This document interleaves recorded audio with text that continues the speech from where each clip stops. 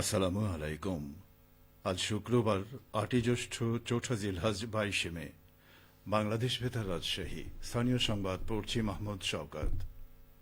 পবিত্র ঈদ উল আজহা উপলক্ষে কোরবানির পশুর চামড়া সংরক্ষণ ও কোরবানির বর্জ্য দ্রুত অপসারণ বিষয়ে রাজশাহী মহানগরীর মসজিদের ইমামদের সঙ্গে মত বিনিময় সভা করেছে রাজশাহী সিটি কর্পোরেশন। গতকাল নগর ভবনের অ্যানেক্স হলরুমে আয়োজিত সভায় প্রধান অতিথি ছিলেন রাশিক প্রশাসক মোহাম্মদ মাহফুজুর রহমান রিটন। তিনি বলেন, ঈদের পরদিনই পরিচ্ছন্ন নগরী উপহার দিতে রাশিক সার্বিক প্রস্তুতি নিয়েছে। জনসচেতনতা তৈরিতে ইমামদের সহযোগিতা গুরুত্বপূর্ণ। তিনি আরও জানান, প্রথমবারের মতো নাগরিকদের জন্য কোরবানির মাংস সংরক্ষণে পরিবেশ বান্ধব ব্যাগ এবং বর্জ্য অপসারণে ব্লিচিং পাউডার বিতরণ করা হবে। রাসিকের প্রধান নির্বাহী কর্মকর্তা মোহাম্মদ রেজাউল করিমের সভাপতিত্বে সভায় উপস্থিত ছিলেন মহানগরীর বিভিন্ন মসজিদের ইমামগণ। রাজশাহীর বোয়ালিয়া থানা ভূমি অফিস প্রাঙ্গণে আয়োজিত ৩ দিনব্যাপী ভূমি সেবা মেলায় ৯টি বুথের মাধ্যমে তাৎক্ষণিক সেবা পেয়ে সন্তোষ প্রকাশ করেছেন নাগরিকরা। জেলা প্রশাসনের উদ্যোগে আয়োজিত এই মেলায় ১,০০০-এর বেশি মানুষ ভূমি সংক্রান্ত বিভিন্ন সেবা গ্রহণ করেন।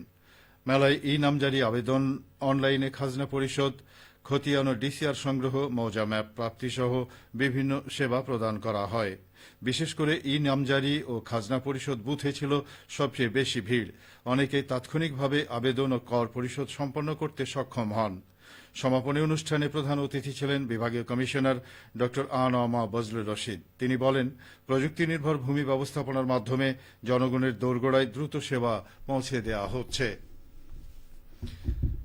বগুড়া শহরের প্রাণকেন্দ্র সাতমাথা সহ পুরো নগরীকে যানজট মুক্ত ও পরিচ্ছন্ন নগরী হিসেবে গড়ে তোলার নির্দেশনা দিয়েছেন প্রধানমন্ত্রী তারেক রহমান। এ লক্ষ্যে প্রয়োজনীয় পদক্ষেপ নিতে ট্রাফিক বিভাগকে নির্দেশনা দেওয়া হয়েছে বলে জানিয়েছেন নবগঠিত বগুড়া সিটি কর্পোরেশনের প্রশাসক এম.আর. ইসলাম স্বাধীন। গতকাল প্রশাসকের প্রথম কর্মদিবসে ট্রাফিক বিভাগের পক্ষ থেকে ট্রাফিক ইন্সপেক্টর প্রশাসন মোহাম্মদ সালিকুজ্জামান খান শুভেচ্ছা জানাতে গেলে তিনি এসব কথা বলেন। বগুড়ার রাজাপুর সাবগ্রাম ইউনিয়ন ভূমি অফিসের নতুন ভবন নির্মাণ কাজের ভিত্তিপ্রস্তর স্থাপন করা হয়েছে। গতকাল শহরের চেলোপাড়া এলাকায় প্রধান অতিথি হিসেবে ভবন নির্মাণ কাজের উদ্বোধন করেন বগুড়া সদর আসনের সংসদ সদস্য জেলা বিএনপির সভাপতি রেজাউল করিম বাদশাহ। উদ্বোধনী অনুষ্ঠানে তিনি বলেন, ভূমি সেবা নিতে গিয়ে সাধারণ মানুষকে নানা ভোগান্তি ও অভিযোগের মুখোমুখি হতে হয়, যা কোনোভাবেই কাম্য নয়। এ সময় তিনি আরও বলেন, বিগত সরকারের সময় অধিকাংশ সরকারি দপ্তর দুর্নীতির আখড়ায় পরিণত হয়েছিল, বিশেষ করে ভূমি মন্ত্রণালয়। প্রধানমন্ত্রী তারেক রহমানের নেতৃত্বে বর্তমান সরকার স্বচ্ছ জবাবদিহিমূলক সেবা নিশ্চিত করতে কাজ করছে। পাবনার আটঘরিয়া উপজেলা স্বাস্থ্য কমপ্লেক্সে পরীক্ষামূলক ট্রমা সেন্টারের উদ্বোধন করা হয়েছে। গতকাল এই ট্রমা সেন্টারের উদ্বোধন করেন পাবনা ৪ আসনের সংসদ সদস্য অধ্যাপক আবু তালেব মণ্ডল। এ সময় তিনি বলেন, দুর্ঘটনায় আহত রোগীদের দ্রুত মানসম্মত চিকিৎসা নিশ্চিত করতে ট্রমা সেন্টারের বিকল্প নেই। এই পরীক্ষামূলক ট্রমা সেন্টার চিকিৎসকদের দক্ষতা বাড়াবে এবং রোগীদের উন্নত সেবা পেতে সহায়তা করবে। অনুষ্ঠান শেষে অতিথিরা ট্রমা সেন্টারের বিভিন্ন দিক পরিদর্শন করেন এবং এর কার্যক্রমের সফলতা কামনা করেন।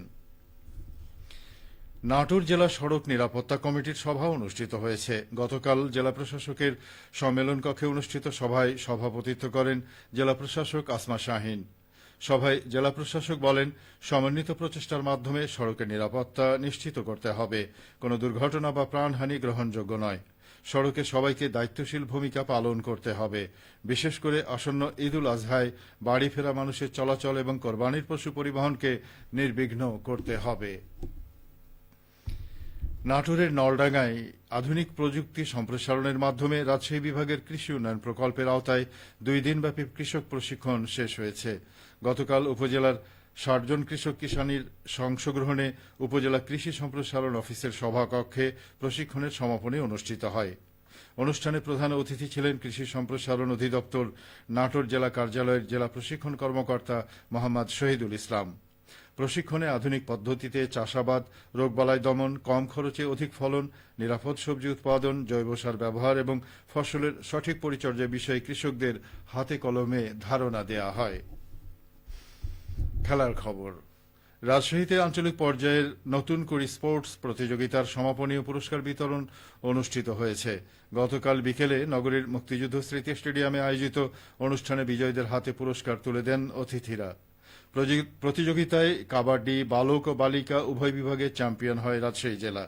এছাড়া ক্রিকেট বালক ও বালিকা বিভাগে চ্যাম্পিয়ন হয় বগুড়া জেলা এবং ফুটবল বালক বিভাগে নওগাঁ ও ফুটবল বালিকা বিভাগে বগুড়া জেলা চ্যাম্পিয়ন হওয়ার গৌরব অর্জন করে। অনুষ্ঠানে সভাপতিত্ব করেন রাজশাহী বিভাগীয় কমিশনার ড আ.ন.ম বজলুর রশিদ। সবশেষে আবহাওয়া। আজ সকাল ৬টায় রাজশাহীতে তাপমাত্রা ছিল ২৬ ডিগ্রি সেলসিয়াস। এ সময় বাতাসে আর্দ্রতার পরিমাণ ছিল ৯৬%। রাজশাহী ও পার্শ্ববর্তী এলাকায় আজ সূর্যোদয় হয়েছে ভোর ৫টা ১৮ মিনিটে এবং সূর্যাস্ত সন্ধে ৬টা ৪৫ মিনিটে। সংবাদ শেষ হল। আমাদের পরবর্তী স্থানীয় সংবাদ দুপুর ১২টা ১০ মিনিটে।